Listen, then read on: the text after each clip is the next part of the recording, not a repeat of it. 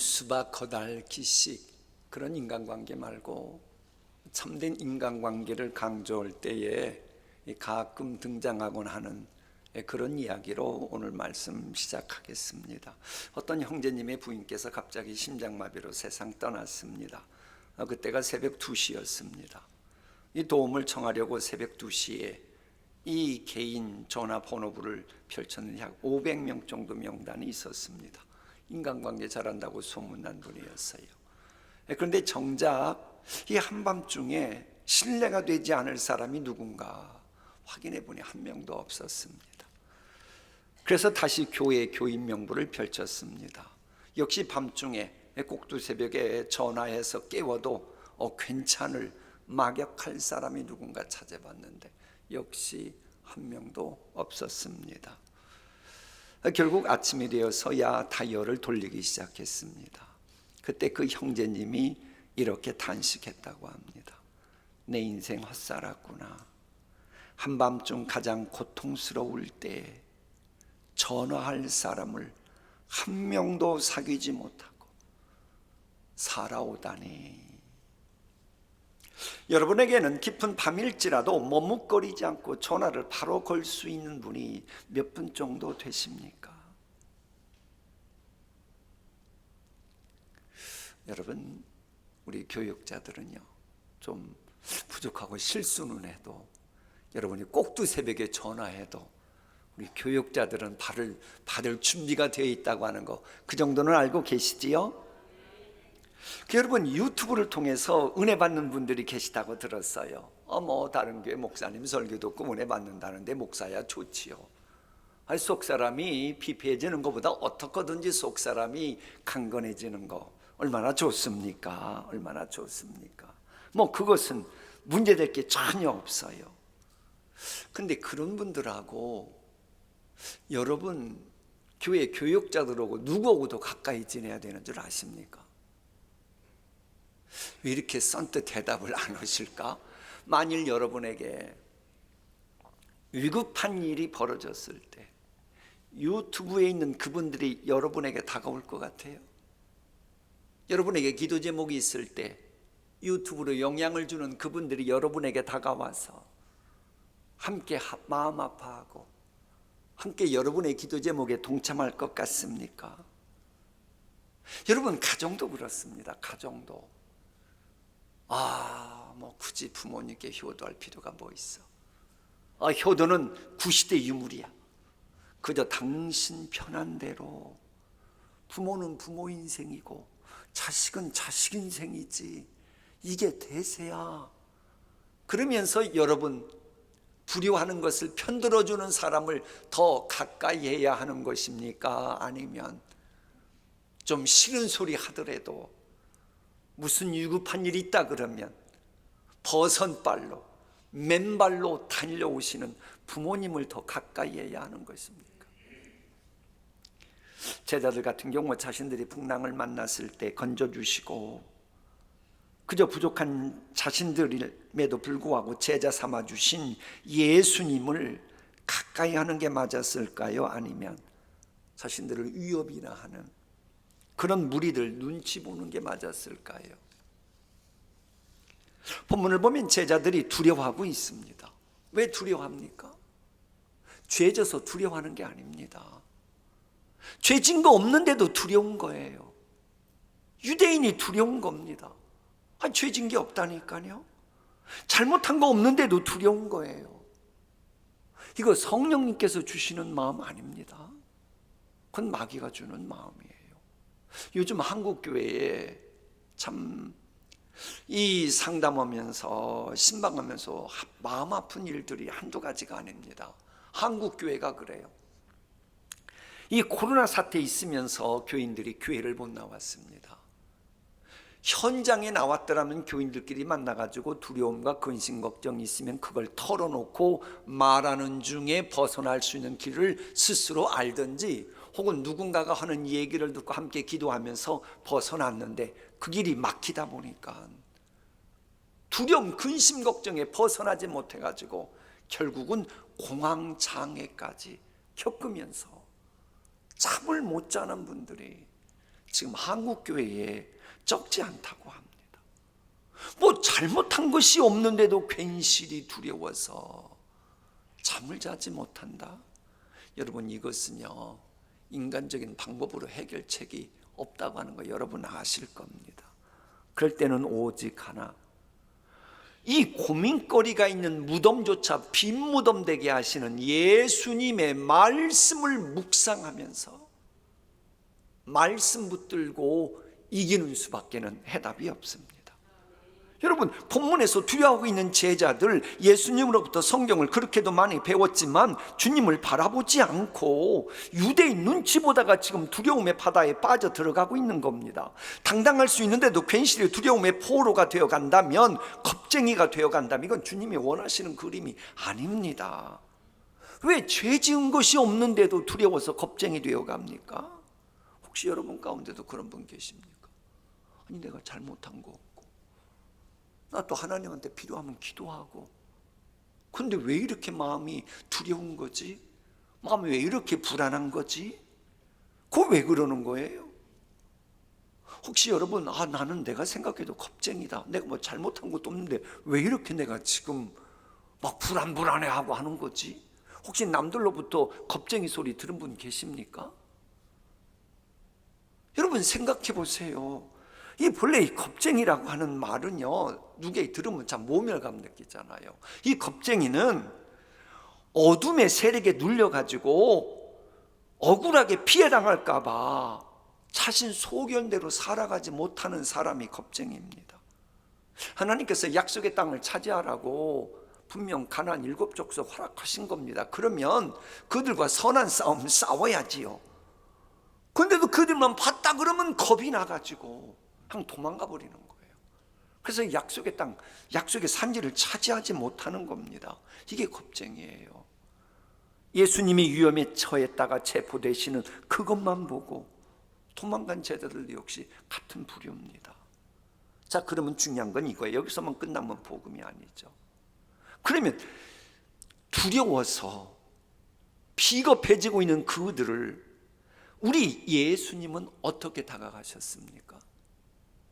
긍휼히 여기시는 마음을 가지고 다가가셨고, 그러면서 소통하셨고, 그래 주님이 베푸시는 긍휼을 받고 소통하면서 제자들은 다시 일어났고 재기했고, 그러면서 초대교회 공동체는 든든히 서갔고, 먹을 것도 나눠지면서 주님께 받은 긍휼로 성도 교제했습니다.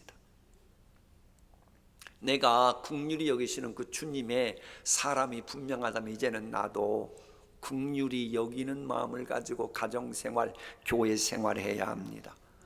긍휼히 여김 받지 않아도 될 만큼 완전 무결한 사람은 찾기가 쉽지 않습니다. 담임 목사라고 하는 저 역시도 많이 부족합니다.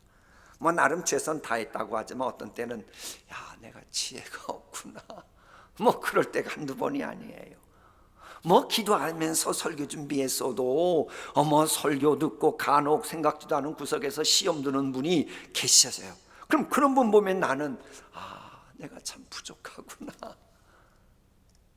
내가 부덕스러움이 있구나, 그럴 때가 적지 않아서 늘 주님의 긍휼하심을 사모하면서 목회하고 있어요. 그러다 보니 진리 외치는 목사인데도요, 누가 잘못하면 알면서도 정죄하는 언행을 그래서 삼가하는 목회자로 지금 살아가고 있는 겁니다. 그럼 여러분은 어떻습니까?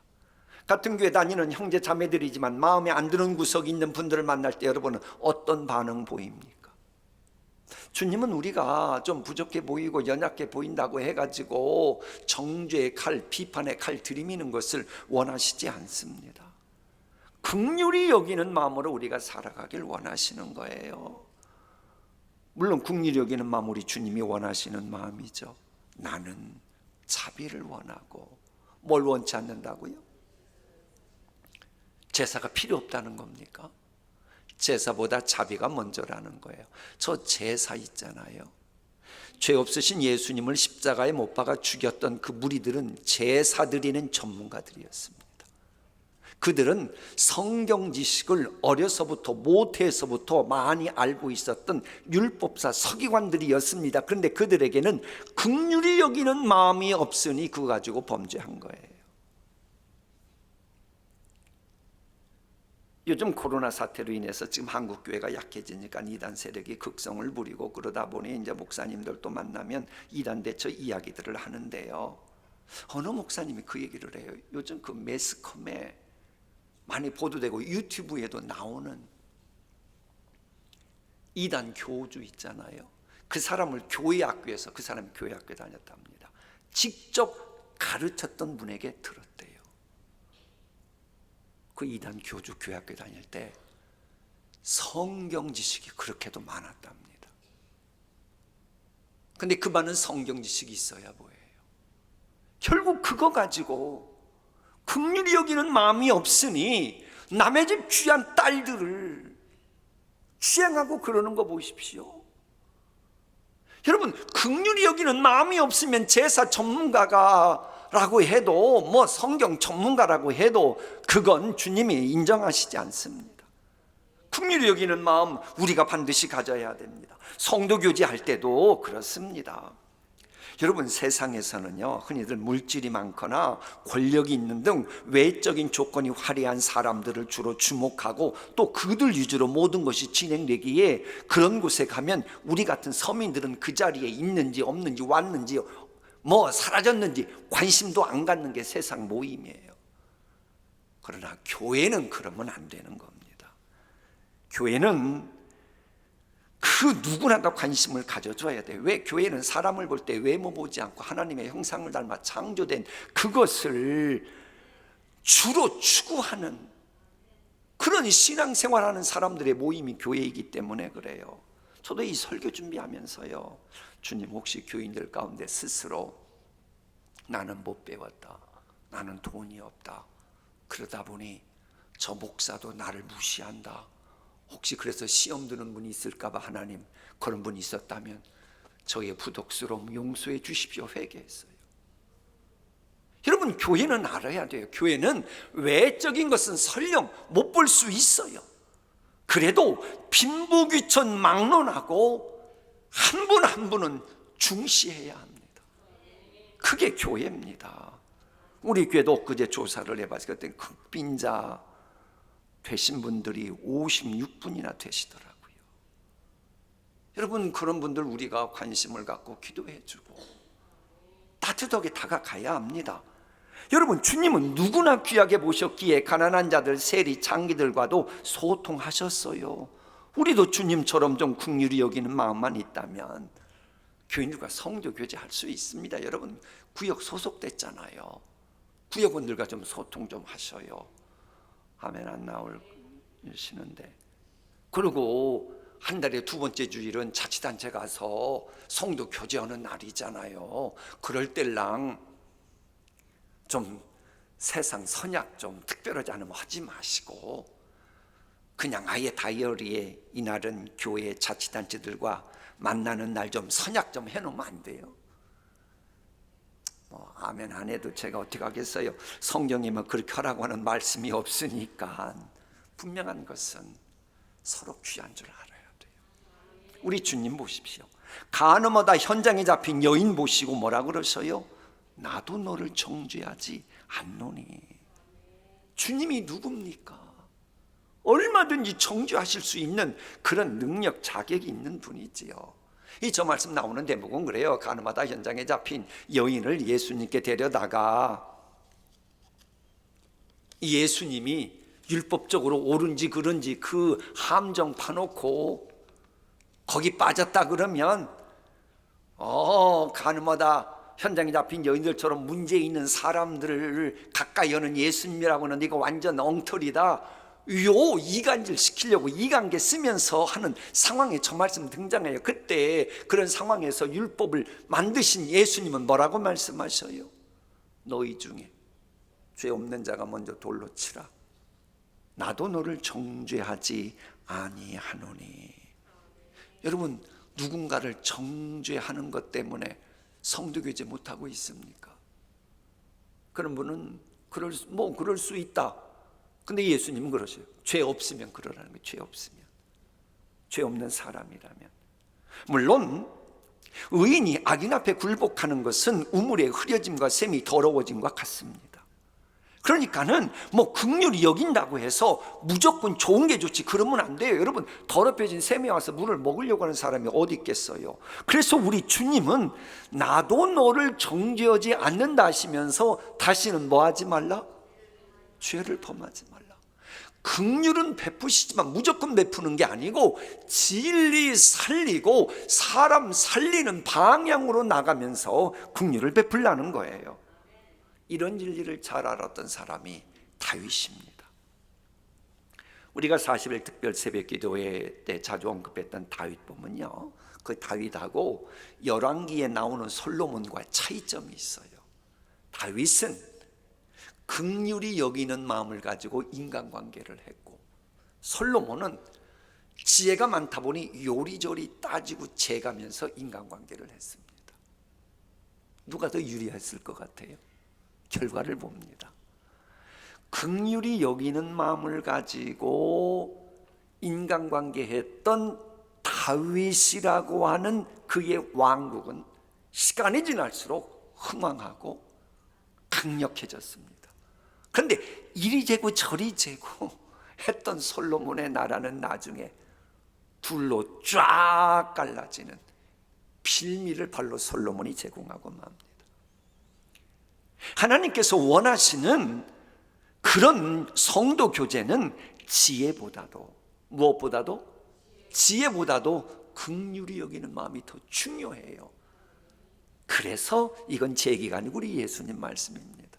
우리 함께 읽어봅니다. 내가 자비를 원하고 제사를 원치 않는다는 말씀이 무슨 뜻인지 알았더라면 너희가 죄 없는 사람을 죄인으로 단정하지는 않았을 것이다. 그러잖아요. 상대방을 정죄하고 그 사람하고 어떻게 성도 교제를 합니까? 과연 여러분의 마음에는 부족하고 연약하고 흠이 있는 그를 향해 긍휼히 여기는 마음, 그게 있습니까? 우리는 그리스도와 함께 십자가에 못 박힌 그런 존재이기, 이제는 내가 사는 게 아니고 오직 내 안에 그리스도께서 사시는 존재이기 때문에, 나는 죽었기 때문에 한마디로 이제는 긍휼히 여기시는 주님이 내 안에 사시기에 나는 긍휼을 실천하면서 성도 교제해야 합니다. 그럴 때 우리 교회는 드나드는 심령마다, 예배하는 심령마다 두려워서 비겁해지는 그런 사람은 하나씩 둘씩 사라지고 기쁨 속에서 평강을 누리는 심령들이 충만해져 가는 거예요. 그래서 우리 주님은 너희에게 평강이 있을지어다 그러셨는데, 여러분, 저 평강 개념을 단지 마음의 문제로 알면 오해하는 겁니다. 보세요. 절대 불가능인 죽음마저 극복하신 주님이 부활하신 후에 제자들에게 왜 저 말씀하신 줄 알아요? 저 평강은 헬라어로는 에이레네고 유대인 기독교인들이 보는 신약 성경을 보면 그게 샬롬으로 나왔어요. 샬롬. 그 개념은요, 사도행전을 보면 이 수직적인 하나님과의 관계에서의 평화고 수평적인 사람들과의 관계 속에서의 평화, 이것을 총칭하는 개념이 바로 샬롬입니다. 이 성령의 9가지 열매는 사랑과 희락과 화평과 오래 참음과 자비와 양성과 충성과 온유와 절제는 이 같은 것을 금지할 법이 없느니라.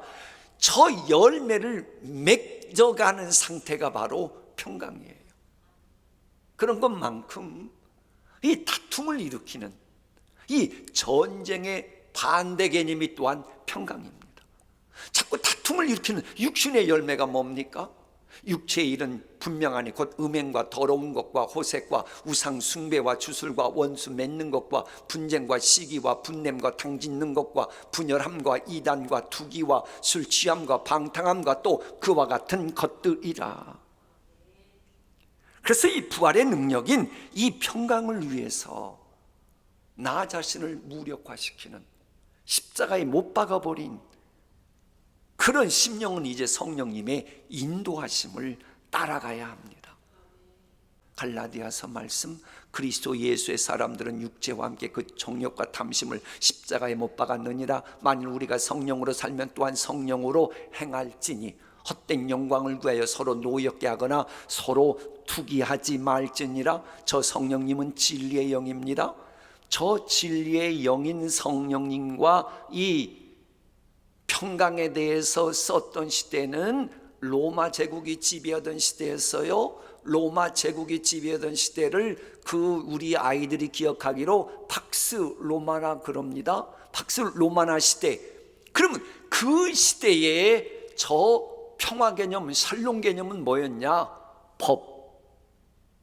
법적으로 불안하지 않고 변칙이 통하지 않는 정상적인 상태를 의미하는 게 로마 사람들이 생각하는 저 평강 개념이었어요. 영적으로 우리 같으면 여러분 마음속에 하나님의 법이 있습니까? 하나님의 말씀이 있습니까?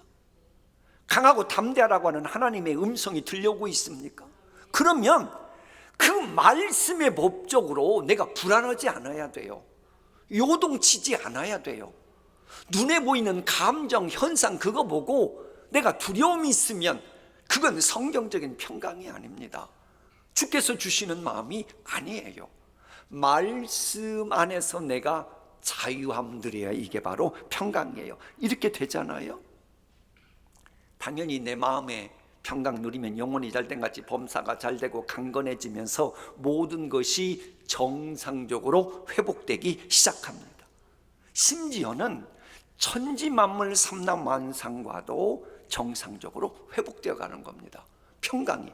자, 말씀 함께 읽어볼까요? 시작. 피조물은 하나님의 자녀들이 나타나기를 간절히 기다리고 있습니다. 그럼 궁금할 수 있어. 아니, 내가 교인들하고 성도교제 하면서 평강 누리는 것하고 요즘 생태계 유기라고 하는 그것이 회복되는 거하고 그게 무슨 연관이 있다는 거야?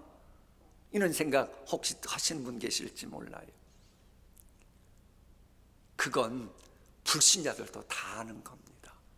왜? 여러분, 생태계의 유기가 왜 왔어요? 믿지 않는 사람들도 사람들이 이기적이다 보니 남 생각하지 않고 이기적인 생각으로 자연을 대했기 때문에 생태계 유기 왔다고 하는 건 상식이에요. 그죠? 그럼 내가 교회에서 긍휼히 여기는 마음을 가지고 상대방을 배려하면서 성도 교제를 하는 분이라면, 그게 몸에 뱄다면 당연히 이기적으로만 이 천지만물을 바라보겠어요? 물이라고 무조건 씁니까? 나무라고 무조건 팹니까? 종이라고 무조건 내가 돈이 있다고 써가지고 버립니까? 그게 5년, 10년, 100년 후에 내 후손들이, 이웃이 생존과 관련해서 필요한 걸 아는 사람이 그렇게 하겠어요? 그래서 하나님이요, 요 평강이 이렇게 삼라만상과도 관계 있다고 하는 요것은 아주 중요해요. 이러다 보니 이 평강을 가지면 삼라만상 모든 것이 질서를 잡아가는 겁니다. 그래서 고린도전서에는 하나님은 무질서의 하나님이 아니라 샬롬, 평강, 평화의 하나님이시라고 말하는 거예요. 그러니까 평강은 무질서 혼란의 마침표를 찍게 하고 자기 위치를 벗어나지 않고 질서를 지키는 정상적인 상태가 하나님과 사람들과 자연과의 관계 속에서 저절로 만들어지게 하는 비결인 거예요. 그런데 이런 이 건강한 평강을 지향하는 이 성도교제는요, 말세지 말일수록 더 필요합니다. 성경에 있는 말세지 말 현상의 징조가 뭡니까? 인간관계가 파탄나는 거 아니에요. 부모와의 관계도 바탕나고 사람들이 아주 무정해지고 또 이 자연도 막 온갖 그 잘못된 현상들이 나타나잖아요. 그래서 우리가 이 긍휼히 여기는 마음을 가지고 평강을 안겨주는 이런 성도 교제를 해보십시오. 당연히 천지만물 주관자이신 주님은 기뻐하십니다. 우리 주님을 기쁘시게 해봐요. 하나님이 얼마나 놀라운 은총, 다윗에게만 베푸시겠어도 우리에게도 베푸시는 거예요. 그리고 또요, 그럴 수밖에 없는 게 이 두려움에서 벗어나 평강이 있어 보세요. 그럼 존재 이유와 목적이 분명히 드러나고 내가 어떻게 살 것인가가 보여집니다. 여러분 잘 아는 것처럼 불신자들도 아는 내용이에요. 두려워하면 내게 있는 가능성이 옥죄가지고 실력 발휘 못하잖아요. 그래 운동선수들도 두려워하면 실력 발휘 못한다 그러잖아요. 이건 청소년들도 다 아는 내용이에요. 그런데 두려움이 빈무덤 신앙으로 모두 극복되고 평강 내 마음 지배해봐요. 그럼 이제는 내게 있는 모든 가능성이 열매 맺을 수 있도록 하기 위한 그걸 바라보는 영안이 밝아지는 거예요. 자, 마무리하겠습니다. 제자들은 예수님께서 잡혀가시고 처절한 십자가의 고통을 당하시면서 돌아가시고 부활의 주님을 친히 목격하기 전까지는 두려워했어요. 비겁한 행태 보였어요. 시각장애인이 지팡이를 잃어버린 것처럼 갈팡질팡 방황했어요. 그처럼 믿음도 없고 비겁했던 제자들을 주님은 어떻게 대하셨어요? 긍휼히 여기시고 다가가셔서 평강을 축복하셨습니다. 베드로 보세요. 두려움 속에서 예수님 부인하고 저주까지 하는 비겁함의 극치를 보였던 인물입니다. 그런데 부활하신 주님 만나고 나서 주님이 그를 긍휼히 여기시고 사명 주시고 평강 찾으니까 그는 나중에 어떻게 쓰임받나 사도행전에 저렇게 나옵니다. 그전하고는 달라요. 그전에는 눈치 보던 그 사람들 앞에서 하는 말이 저거예요. 내가 너희의 말을 듣는 것이 하나님의 말씀을 듣는 것보다 옳은가 판단하라. 저것은 사도 바울 표현대로 하면 갈라디아서 말씀. 이제 내가 사람들에게 좋게 하랴 하나님께 좋게 하랴, 사람들에게 기쁨을 구하랴 내가 지금까지 사람들의 기쁨을 구하였다면 그리스도의 종이 아니니라.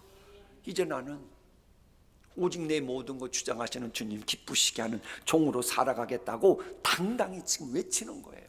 이 똑같은 베드로 똑같이 두려움 주는 상황이었는데 왜 어떤 때는 비겁하게 두려워 벌벌 떨었고 그랬습니까? 주님 바라보지 않고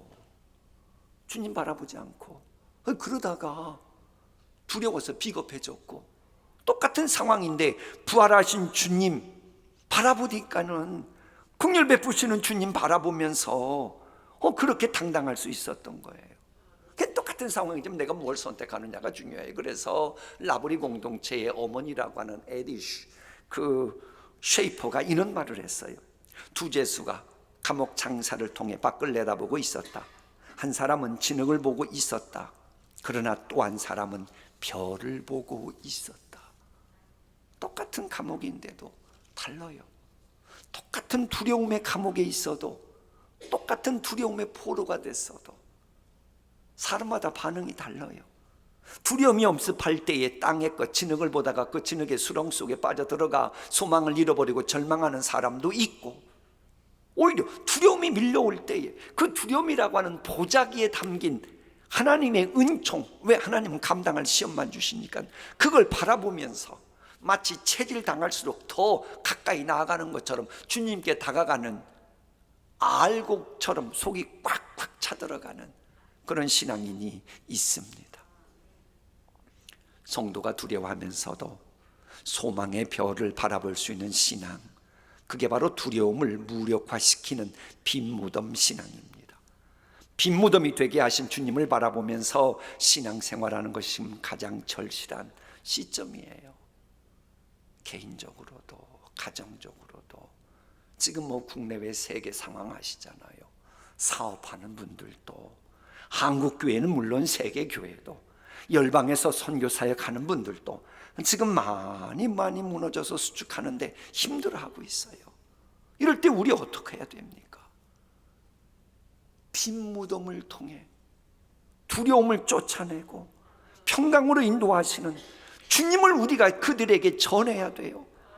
성도님들과 교제를 하고 특별히 잃어버린 양이나 불신자들을 정죄하기보다 긍휼히 여기면서 그들에게 두려움을 없애는, 평강을 주면서 기쁨을 안겨주는 그런 복음 전하는 선교사들이 되어야 합니다. 그런 선교사로 여러분 가정생활하고 교회생활하고 심지어는 여러분 자신에게도 그래야 돼요. 거울 보면서 두려워하고 있다면 오늘의 메시지 기억하면서 내 영혼아 어찌하여 불안하여 낙담하는고 하면서 주의 말씀을 다시 한번 가르치고 부활하신 주님을 또 한번 여러분에게 외쳐야 돼요. 이를 위해서 우리는 부름받은 것입니다.